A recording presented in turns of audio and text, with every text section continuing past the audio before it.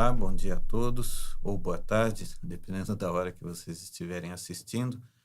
O tema do nosso curso é Aristóteles, na verdade, uma introdução à vida dele, à obra, à influência que ele teve no mundo contemporâneo e também uma introdução à sua física, ou seja, à sua filosofia da natureza. Para nós chegarmos na física de Aristóteles, então, eu vou seguir algo muito parecido com o que eu acabei de anunciar.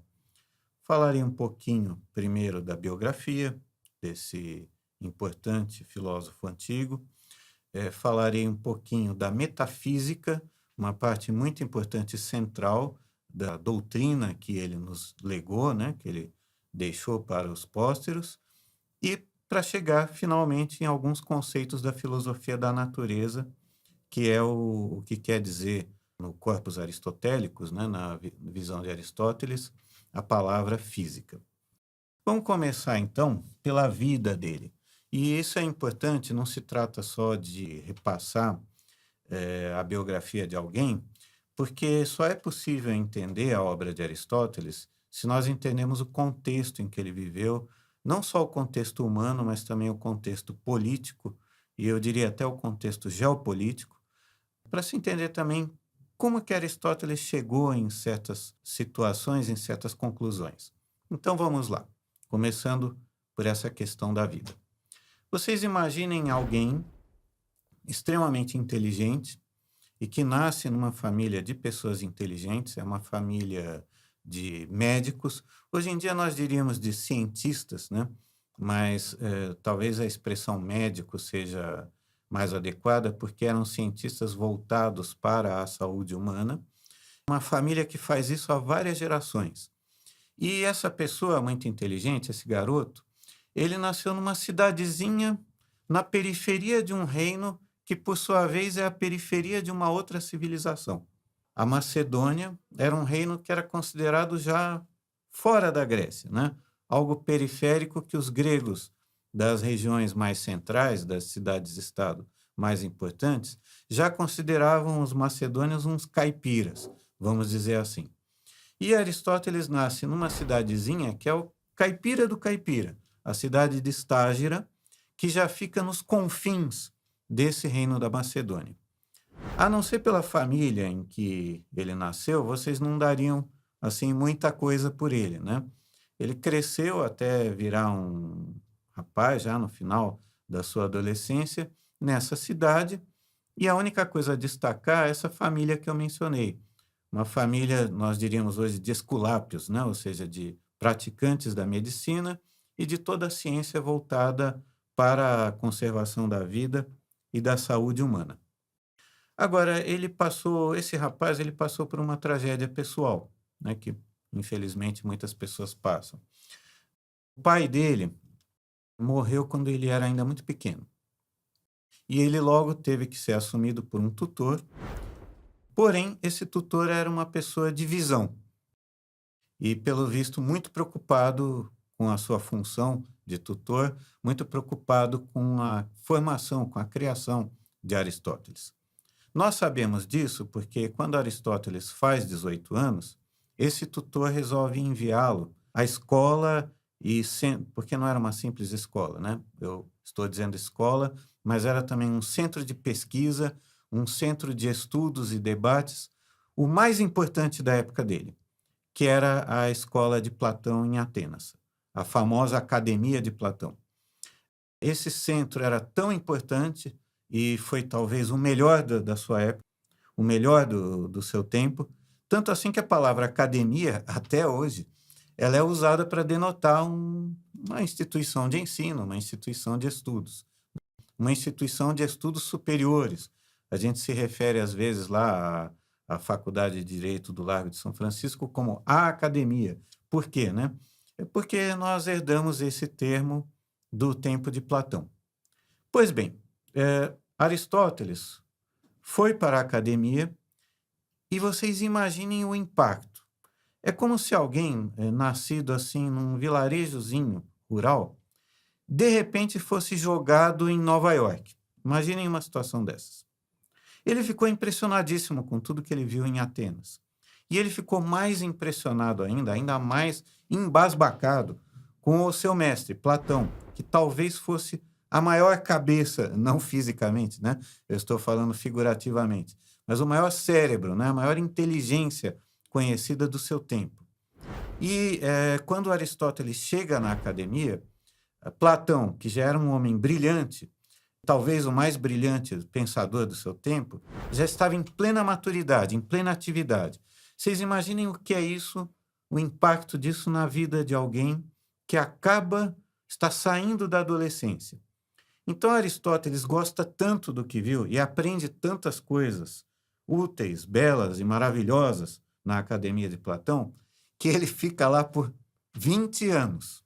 Ele simplesmente não sai de lá. Fica toda a sua juventude e chega no início da sua meia-idade na academia.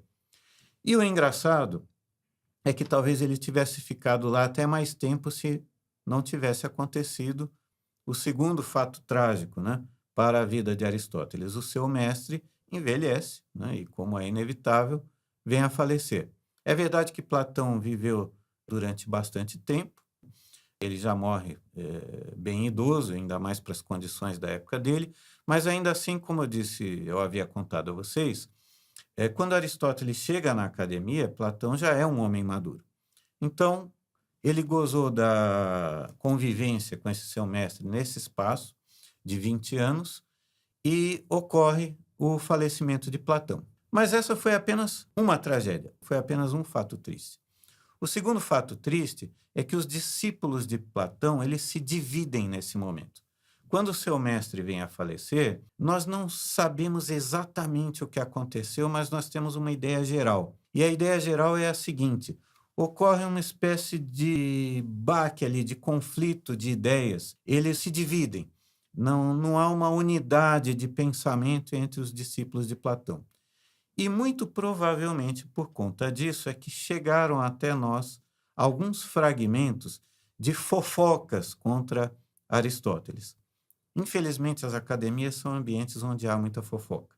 Eu sei disso porque eu mesmo sou né, membro de instituição de ensino superior e, lamentavelmente, né, eu lamento dizer isso, mas não é tão incomum que aconteçam essas coisas, como em todas as instituições humanas. Por melhores que elas sejam, elas nunca são perfeitas. E chegaram até nós algumas fofocas, no sentido de que Aristóteles teria sido um discípulo ingrato de Platão, de que ele teria falado mal do seu mestre. Mas provavelmente, por que eu estou chamando isso de fofocas? Porque provavelmente era isso mesmo.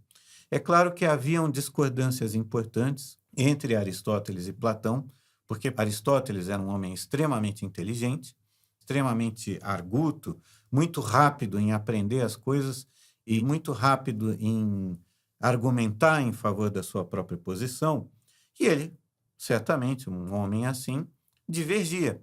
Mas nós não temos nenhuma prova de que Aristóteles tenha sido desrespeitoso com Platão. Pelo contrário, há historiadores, e historiadores do pensamento humano, historiadores da filosofia, que acham que Aristóteles foi o único platônico autêntico, o único discípulo autêntico de Platão, né? Ou talvez o mais platônico dos discípulos de Platão. Mas então de onde vêm esses rumores? De onde vêm essas intrigas, essas fofocas? Eu vou dar o meu palpite. Nós não sabemos ao certo, mas eu suponho, a minha intuição me diz, que provavelmente houve uma disputa de poder quando Platão morreu, por quem iria assumir a direção da academia. E não foi Aristóteles, embora Aristóteles fosse um ótimo candidato para isso, e sim outro dos seus discípulos.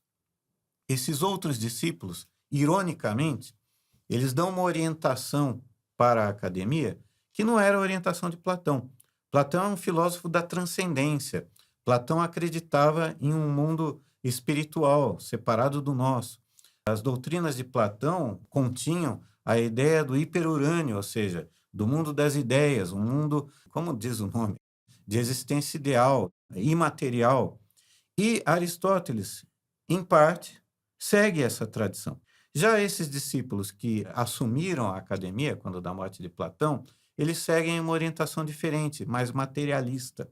Eles vão mais para o campo das matemáticas, não que Platão não apreciasse, pelo contrário, diz a história até hoje que não se podia frequentar a academia, não era possível ser membro da academia sem conhecer muita matemática, mas esse não era o foco de Platão. Mas desses discípulos, sim.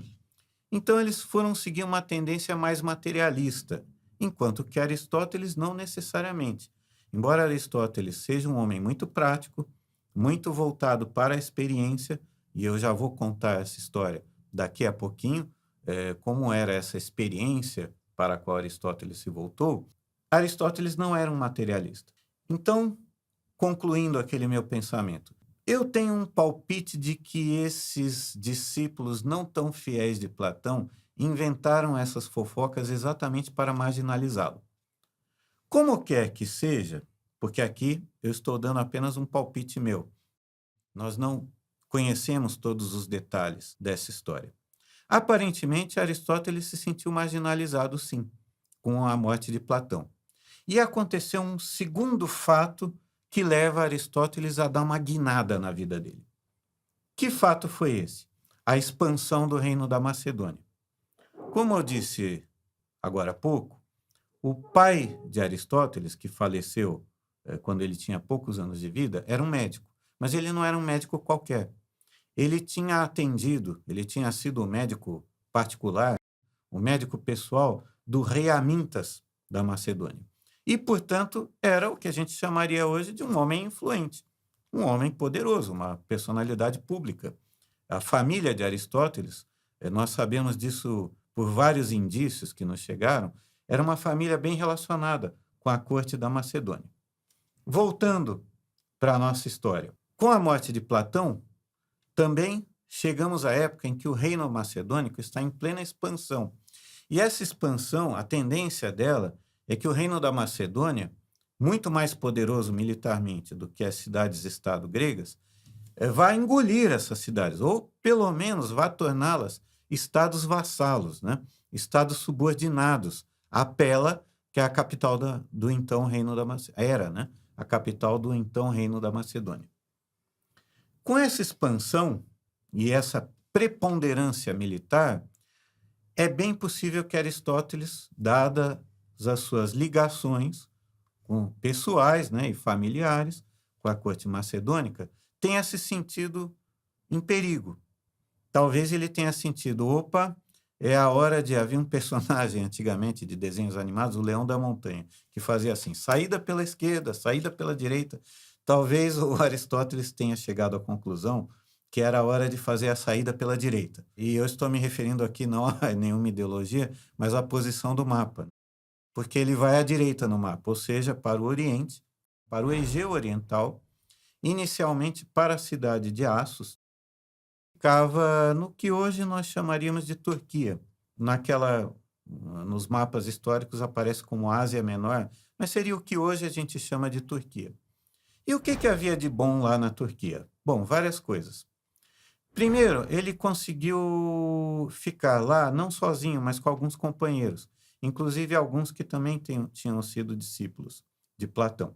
Ou seja, ele tinha companhia, e não qualquer companhia, mas uma companhia intelectual à altura da inteligência dele. A segunda coisa é que essa cidade de Assos estava sob o governo de um tirano que era simpático a Aristóteles e proveu lá os recursos necessários para que Aristóteles tivesse uma vida tranquila e pudesse continuar os seus estudos. Aliás, não só ele, como também os seus companheiros.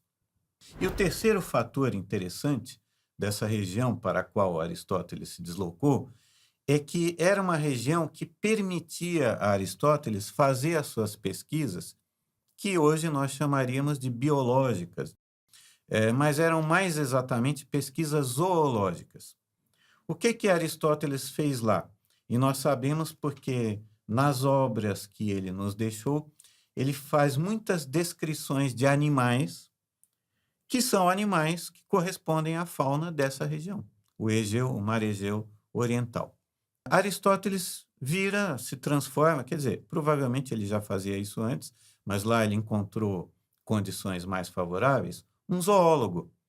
Ele disseca animais, ele coleciona animais, ele faz descrições extremamente detalhadas que nunca tinham sido feitas antes. Claro que houve pensadores antes de Aristóteles que fizeram descrições de espécies zoológicas, mas nunca com aquele detalhe, nunca com aquela sistematicidade, nunca com aquela paixão. Aristóteles faz isso de uma maneira tão impressionante que vai demorar muitos séculos para que essas descrições sejam superadas. Então, nós poderíamos dizer que essa seria uma terceira fase importante da vida desse sábio. A primeira, os seus anos formativos, da infância em Estágira, em que ele se familiarizou com a cultura da sua civilização, que apesar dele estar na periferia, ainda era a civilização grega. A segunda fase, talvez a mais importante do ponto de vista dele mesmo, que são os anos que ele passa na academia platônica, e eu estava me referindo agora a essa terceira fase, em que ele tem essa possibilidade de passar anos estudando, basicamente, espécies de animais. Reza uma lenda, mas provavelmente essa lenda não é verdadeira, que a essa altura Alexandre havia sucedido o seu pai Filipe, que por sua vez era filho daquele rei Amintas da Macedônia, de quem o pai de Aristóteles foi médico. Então já estamos na terceira geração, Alexandre. Reza a lenda que Alexandre teria mandado vários dos seus súditos, né, vários dos seus assessores, remeter espécies para que Aristóteles estudasse. Mas nós não sabemos se essa história é verdadeira. Ela provavelmente é lendária. De qualquer maneira, na região em que ele se estabeleceu, primeiramente ali na Ásia Menor e depois na ilha de Lesbos, ele teve a oportunidade de fazer esses estudos por conta própria. É interessante porque, hoje em dia, várias das descrições que Aristóteles deixa das espécies de animais são muito criticadas. Biólogos do século XIX, depois do século XX, vieram a dizer: mas as observações de Aristóteles são amadorísticas.